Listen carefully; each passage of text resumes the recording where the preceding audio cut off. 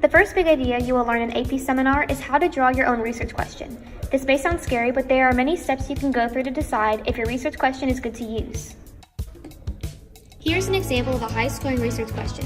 What do the current health impacts of the night shift suggest about a need for its future regulation in the U.S.? Step 1 for identifying if this is a good research question is by deciding how the content of the problem or issue affects how it is interpreted or presented. To do this, you need to look into your word choice when what it is asking. Suggest means it is implied but not certain. This leaves more room for analyzing all the implied information about the topic. Come on, bud. You can see my shadow. Oh, never mind. Step 2 for creating a good research question is allowing for room for multiple perspectives and lenses to be included in your argument. In both your IWA, individual written argument, and your PT2, individual presentation, you'll be required to include many lenses: political, cultural, and perspectives, business, and academics. Health impacts leaves room for a widespread perspective, and a future regulation can present a futuristic perspective.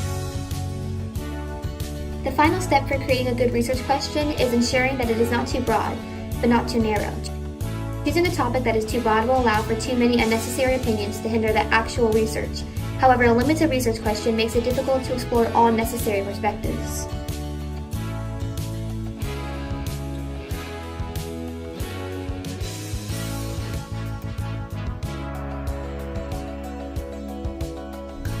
The best way to better understand a piece of text is to break it into parts, such as sentences and paragraphs, and annotate for themes, perspectives, as well as claims used to build the line of reasoning. This will allow for you to have a broken down version of the text to better comprehend. It also provides opportunity to see the underlying purpose or message of the text and whether or not bias lives within it to decrease the validity of the argument. An example for this big idea of understanding and analyzing is from our PT2 stimulus material, from a source called Social Media and the Movement of Ideas. This quote says, "The anonymous trend in the social media, as well as the less personal nature of online communication, makes it easier for information to be distorted or misinterpreted. It also impacts interfaith dialogue in many ways." So immediately reading this quote, you find the theme of social media, as well as the theme of religion, different kind of religion. This quote also shows a bit of bias by interjecting the idea of interfaith dialogue, which is the main purpose of the argument, into something that doesn't really relate to it.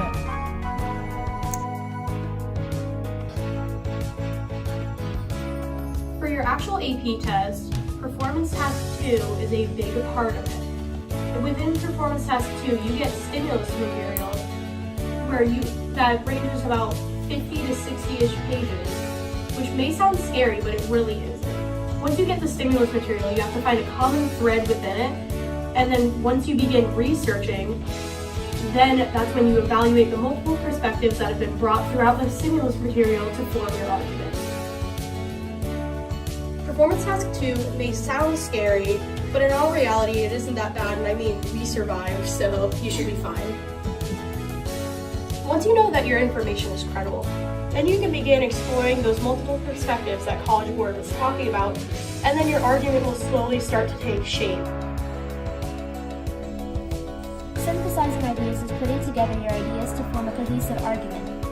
The first question is, how do I connect my ideas to create an argument? One way is to put your ideas on flashcards and divide them into categories. Another way is to use an outline. You will need to use synthesizing skills when you write your IRR and IWA. The second thing you'll want to do is be sure to research and synthesize ideas to create a plausible solution. A solution plays a big part in both of your written assignments and your presentation. For your Performance Task 1, you have to work in a team. This may seem nice because you can spread out the work, but it can cause your project to collapse if you don't pick a good team. When picking your team, you have to make sure that you're in a team of people that you can easily transmit your ideas to, and you guys will have a cohesive argument in the end. If not, then your AP score will definitely suffer from that. For this big idea, my advice would have to be do not pick your friends. Whoever you think your best friend in that class is, I would definitely recommend not to pick them, because you may have more fun doing it, but your project might not be as good.